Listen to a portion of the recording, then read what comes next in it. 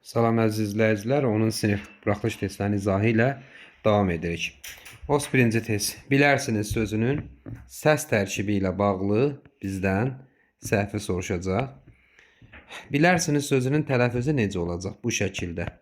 Bilər, siz. Biz bilirik ki, sınıf, sinif, sunu, sünü, şəxs sonluğu tələffüz zamanı sız, siz, susuz şəklində deyilir.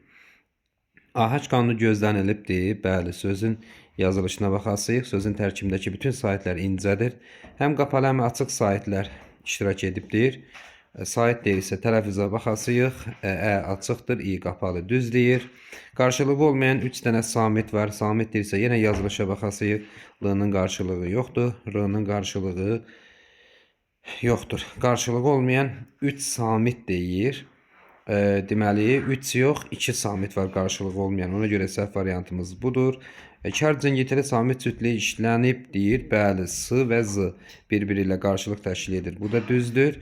4 hecalı sözdür. Yazılışa baxırıq. Saytların sayı 4 ədəddir. Deməli 4 hecalı sözdür. Bu da doğrudur. Bizdən yanlışı soruşurdu. Cavabımız olacaq C variantı. Demokratiya sözünün fonetik təhlil ilə bağlı doğru olanları bizdən soruşur. Tələffüz zamanı demokratiya sadəcə olaraq burada o A kimi tələffüz ediləcək. Sözdə dodaqlanan sait səs işlənməyibdir. Düz deyir, işlənməyibdir. O A'ya çevrilibdir. Birinci fikir doğrudur. Demokratiya şəklində hecalara ayrılır. Demok yox. Demokratiya şəklində bu yanlışdır. Sözün yazılışı və deyilişi fərqlənmir, fərqlənir. O A səsinə çevrilibdir. Üçüncü hecadakı A saytı uzun tələffüz olunur. Ümumiyyətcə demokratiya sözündə A üzərinə vurğu düşübdür. Uzanma falan yoxdur, səhvdir. Ahəng qanunu pozulmuşdur.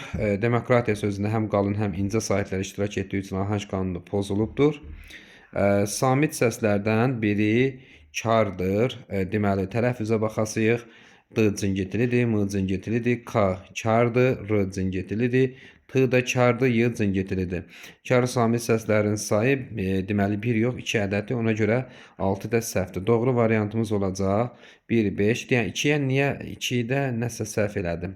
Demokratiya düz verib də hecalarını. Mən niyə bunu yanlış götürdüm? Cavab variantımız olacaq 1, 2, 5. 33. Qoşa saitli və qoşa samitli sözlərdən neçəsinin yazılışı və tələffüzü arasında fərq var. Əl açıq sözündə i düşəcək, əl açıq şəklində deyiləcək. Bunda fərq var. Üz aşağı sözündə fərq yoxdur. Şərait sözünə a-i arasında y artırıram. Tələffüzdə fərq var. Şairanə sözündə a-i arasında y artırıram. Fərq var. Müddəa sözündə fərq yoxdur. Deməli, qoşa saitli sözlərdə 1, 2, 3. 3 dənəsində fərq olmuş oldu. Ya A-dır, ya B-dir. Qoşa samitli sözlərdə təvəqqə sözündə qoşa qığlarda birincisi K kimi deyilir, var. Maddi sözündə fərq yoxdur. Ezamiyə sözündə Y-nın biri düşür, fərq var. Şaftalı sözündə T, D kimi deyilir, fərq var. Dərrakə sözündə fərq yoxdur. Burada da yenə 3 dənə. Ona görə cavabımız olacaq B variantı. Hansı sözdə cingitili samitlər daha çoxdur? Neynəməliyəm? Tələffüzə baxmalıyam. Elə Y-dən baxaq. Mübarizə sözünün deyilişi yazılışı arasında fərq yoxdur. Sadəcə olaraq A uzanıbdır. M, B, R, Z. 4 dənə cingitili var. Gözəllikdir sözündə tələffüzdə olur. Gözəllikdi şəklində tələffüz edildi. 1, 2, 3, 4, 5 dənə cingitili samit səs var. Şagirdsinin sözünün tələffüzü bu şəkildə olacaq. Şagirtsiz şəklində. Şagirtsiz. Burada Y və Z 2 dənə cingitili samit var. Bu azdır. Bu 4'ü də siləcəm. Çünki 5'dən azdır. Döyüşkən sözündə döyüşkən şəklində deyilir. Döyüşkən. Burada D və C bir də N. 3 dənə cingitili samit səs var. Bu da azdır. Təzyiq. Təzyiqlə olacaq. Təzyiq. Burada Q K-ya çevriləcək. L-də nən şəklində deyiləcək. Z, Y, ondan sonra N. Burada da 4 dənə cingitili samit var. Ona görə ən çox hansı variantımız oldu? Burada C variantımız olmuş oldu. Daha çox cingitili samitlər C variantındadır. 35. Q hərfi deməli ayrı-ayrılıqda Q, Q, X və K səslərini ifadə edir. Müşfiq K-dır, qutuda Q-dır, haqsız K-dır, qəzada Q-dır, X yoxdur. Haqqında burada K və Q-dır. Tokka sözündə yenə K və Q-dır. Aşıq havası isə burada X-dır. Nə olmadı? Q olmadı. Qoçaq oğlan sözündə birinci Q kimi, sonuncu Q kimi olacaq. Saitlə başlayan söz gəlib. Qoçaq oğlan, otaqsız X olacaq. Məqsəd sözündə isə K-ya çevriləcək. X və K səsləri deməli cavab variantımız oldu. C variantı. Q cingitilidir. Kar qarşılığı K'dır, düzdür. Bütün sözlərdə yazıldığı kimi tələffüz edilir, yanlışdır. Q hansı halda Q kimi deyilir? Söz əvvəlində Q kimi deyilir, məsələn qala. Söz ortasında cingitili samitdən əvvəl, məsələn miqyas Q kimi deyilir.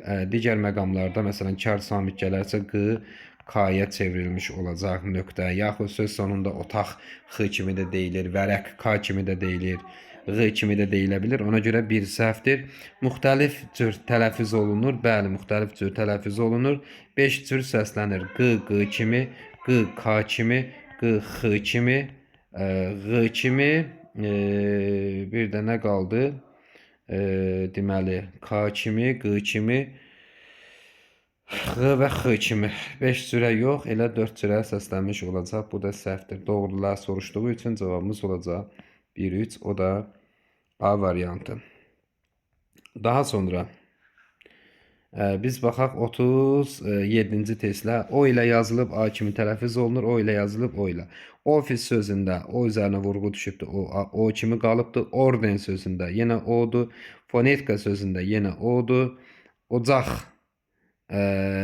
deməli ocaq sözündə O kimi deyiləcək. Üzr istəyirəm, C variantında fonetika sözündə fonetika O A'ya çevrilmiş olacaq. Ocaqda O kimi qalır, ordendə qaldı, ofisdə qaldı, kampaniya sözündə A'ya çevrildi.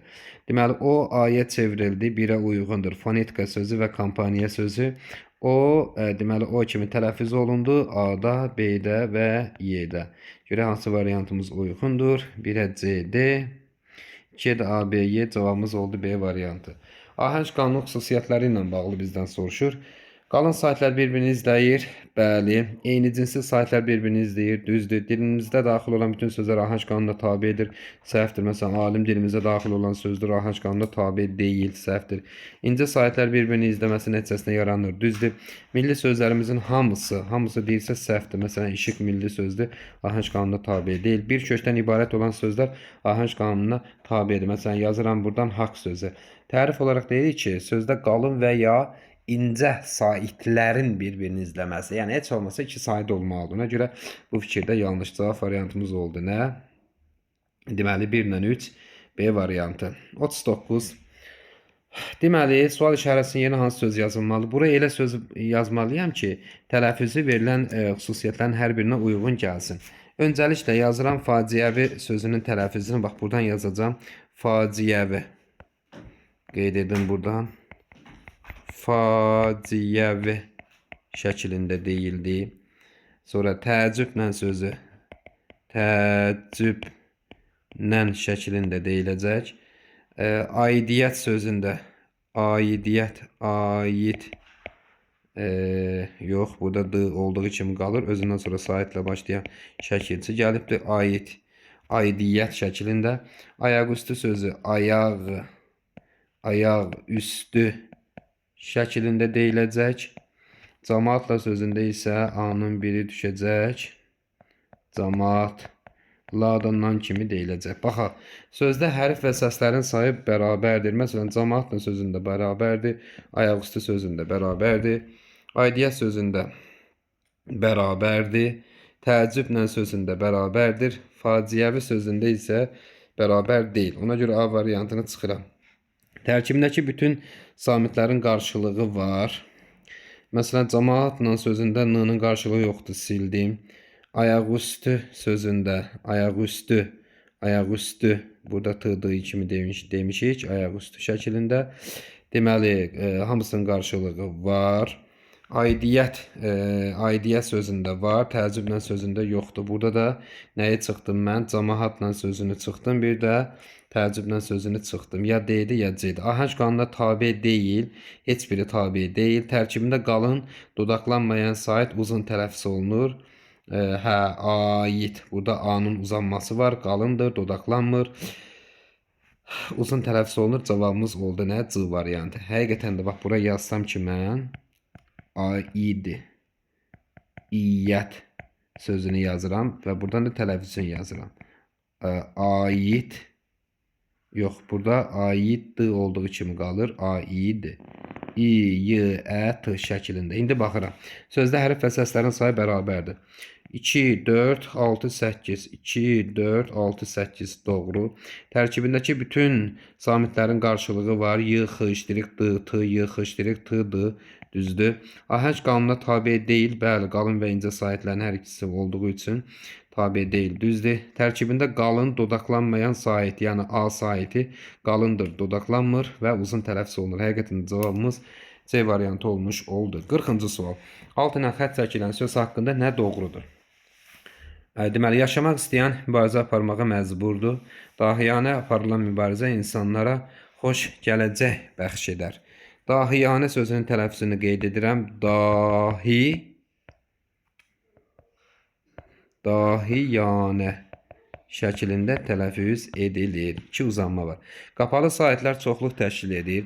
Cəmi bir dənə qapalı sait var. Səhvdir. 2 sait uzanır, düzdür. Uzun tələffüz olunan saitlər qalındır, A-lar, düzdür. Sözdə 3 dənə incə sait var. İncə sait 2 dənədir. Ə-lə idi. Səhvdir. İncə saitlərin ahəngi gözlənilmişdir. Səhvdir. Doğrular soruşduğu üçün cavabımız 2 və 3-dür. Var mı elə variantımız var? Cavabımız oldu C variantı. Deməli, mətnlə tanış olursunuz. Nar dənəsi. Mən ekranı bu şəkildə aşağı yuxarı eləyəcəm. Dayandırıb baxa bilərsiniz. Birinci sual, hansı fikir mətnin ideyası ola bilər? Müharibə hər zaman bəşəriyyət üçün bir cinayətdir. Həqiqətən də burada müharibənin bəşəriyyət üçün bir cinayət olması, belə deyək, bir insanın namərdlər tərəfindən öz evindən didargin salınması, bir nar ağacının timsalında başa gələn acı tali və s. bu kimi məsələlər mətndə mənalandırılıbdır. Ona görə cavabımız elə A variantı olacaq. Mətndəki hadisələrin ardıcıllığı, zaman kişinin deməli, burada nar dənəsinin anadan ayrı düşməsi məsələsi, bu sonlara doğrudur. Mən o hissəsini tapacağım. Deyə, bax, buradadır. Daha sonra zaman kişinin ağacdan bağışlanma diləməsi, o əvvəllərdədir, məni bağışla. Və nar dənəsinin torpağın altında görünməz olması isə deməli balacalaşıb torpağın içində görünməz olub. Bu da sonlarda. Deməli, birinci bağışlanma olacaq, sonra ana məsələsi olacaq, sonra 2 olacaq. 3, 1, 2. 3, 1, 2. Hardadır? Y variantında. Mətndə hansı suala cavab tapmaq mümkün deyil? Zaman kişi yenidən yurduna qayıda bilirmi? Mətndə bu haqda məlumat yoxdur. Mətndə altına xətt çəkilmiş sözü nə ilə əvəz etsə cümlənin mənası dəyişməz. Burada ürəyi əsdi sözüdür.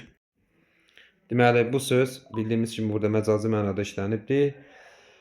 Qorxmaq, vahimiyə düşmək, həyəcanlanmaq, dərin narahatlıq hissi keçirmək anlamlarındadır.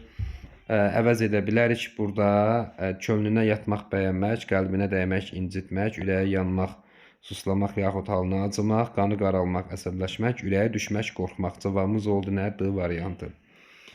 Mətndə ulduz işarəsi qoyulmuş söz hardadır deyə buradadır. Onun nəslini, kökünü kəsmək olmaz. Burada kök sözü məcazidir və onun qarşısında da həqiqi mənada. Deməli, həqiqiləri silirəm, məcazidir. Qarşısındakı nümunədə isə kəsmək sözü həqiqi mənada işlənməlidir. Qabağını kəsmək burada məcazi də alınmadı. Bıçaqla barmağını kəsdi. Hə, bu doğrudur. Məcazi mənadadır. İşə baxıb bəyə qisas kəsəcək. Burada da məcazidir, götürmək olmaz. Deməli, nümunədə işlənmiş kəsmək sözü məcazidir. Bəli. Həqiqidə də cümlədə işlətməyimiz lazımdır. Cavabımız oldu nə? C variantı. Zaman ki, nar ağacı ilə vidalaşarkən ondan üzr istəyir. Buna səbəb nədir? Ona səbəb odur ki, deməli, zaman ki, ağacla vidalaşır. İki kəlmə ona söz deyir. Çünki qoca ağaca özü ilə aparmaq mümkün olmamışdı ona görə. Digər deyək ki, zaman kişi evini tərk etmək məcburiyyətində qalanda cavan nar zoğlarını çıxarıb özü ilə apara bilir. Amma qoca ağacı aparmaq mümkün olmadı. Ona görə də ağacdan üzr istəyir. Nə yazasıyıq? Qoca ağacı özü ilə apara bilmədiyi üçün zaman kişi məhz ondan üzr istəyir. Zaman kişi yurdundan, yuvasından didərgin olur. Buna səbəb nədir? Ona səbəb də bax, buralarda idi, yuxarılarda idi. Çünki namərdlər onu öz evindən didərgin salmışdılar. Bu şəkildə də yazırıq ki, namərdlər zaman kişini öz evindən didərgin salmışdılar. Bu fikri kim yazıbsa doğrudur. Bəzən balaca bir qığılcımdan böyük bir məşəl yaranar. Neçənci abzasın ilk cümləsi ola bilər. Bu da bax sonuncu abzasdır. Saysaq, deməli birinci abzas, 2, 3, 4, daha sonra 5, 6, 7-ci abzas. Deməli deyək ki 8-ci abzas və 9-cu abzas. Mətnin son hissəsidir. Nar dənəsi qüssədən büzüşüb kiçildi, balacalaşıb torpağın içində görünməz oldu. Ardınca deyə bilərik ki, bəzən balaca bir qığılcımdan böyük bir məşəl yaranır. Kim bilir? Baxın, kim bilir? Bəlkə bu nar dənəsi bir vaxt düzərib, böyük qollu budaqlı bir ağac olacaq. Bax, burada hadisələrin oxşarlığı məsələsi var burada. Yəni, bir balaca qığılcımdan böyük bir məşəl yanır. Yəni onu mənalandırılıbdır burada necə? Balaca bir nar dənəsi nə vaxtsa düzərib, qollu budaqlı bir ağac olacaq. Ona görə də 8-ci abzasın yaxud da ki nəticə hissənin ilk cümləsi ola bilər. Yox, o buradadır. Aha, 4-cü abzasda mətnin məzmunu ilə səsləşməyən cümlə işlənibdir. Həmin cümləni biz tapmalıyıq. 4-cü abzasda, bax burada nar ağacı deyib, payızda yetişir. Nar ağacı payızda yetişir və qışa kimi meyvələri qalır. Bu nar ağacının haqqında məlumat da bu dəqiq bir məlumatdır. Mətn isə bədii üslubdadır. Həmin cümlə mətnin məzmunu ilə səsləşmir. Ona görə həmin cümləni yazırsınız ki, nar ağacı payızda yetişir. Həmin cümləni olduğu üçün bura köçürmək lazımdır. Daha sonra 49 zaman kişi ilə bağlı klasteri tamamlamaq lazımdır. Narla bağlı özünə məxsus fikirləri var.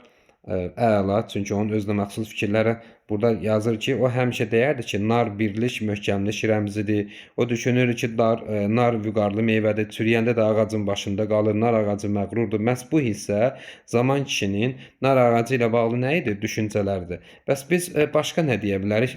Zaman kişinin bir klaster cədvəlində biz nə deyə bilərik? Məsələn, çox şey deyə bilərik. Deyə bilərik ki, məsələn, deməli, zaman kişinin namərdlər öz evindən didərgin salmışdılar.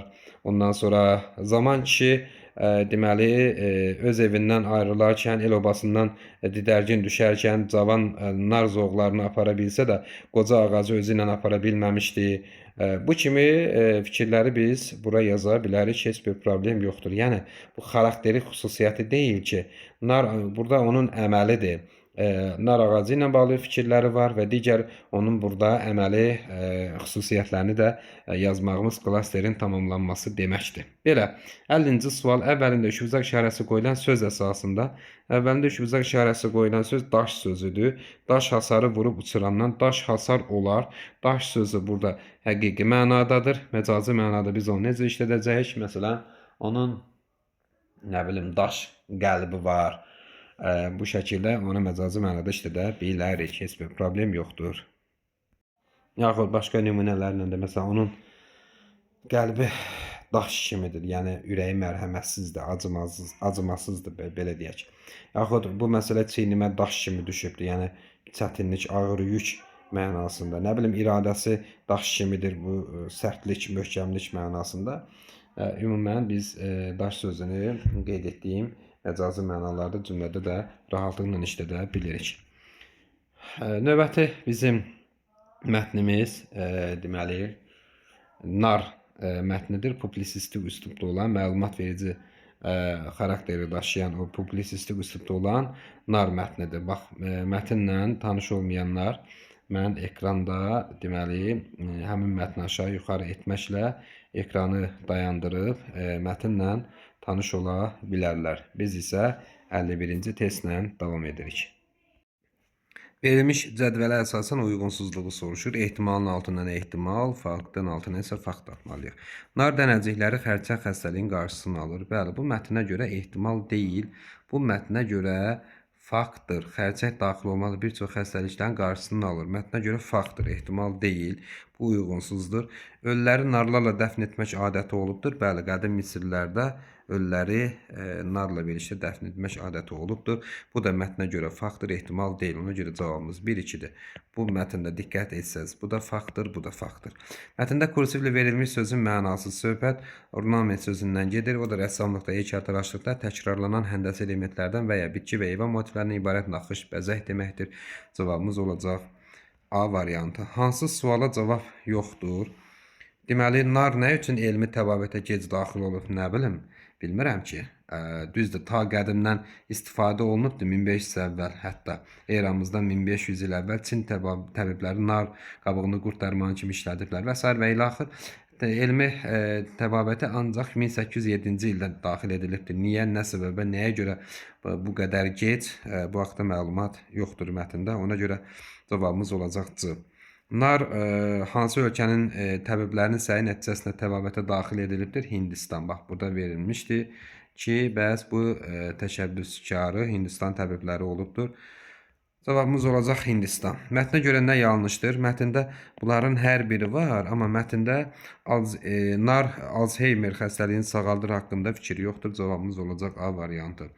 Fikir veribdir ki, deməli antioksidantlar hüceyrələrə zərər verən sərbəst radikalları təsirsiz hala gətirir. Buna səbəb nədir və nəticəsi nə olur? O mətnin hansı hissəsində idi?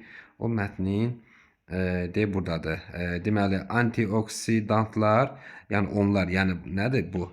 Hüceyrələrə zərər verən sərbəst radikalları təsirsiz hala gətirir. Buna səbəb nədir?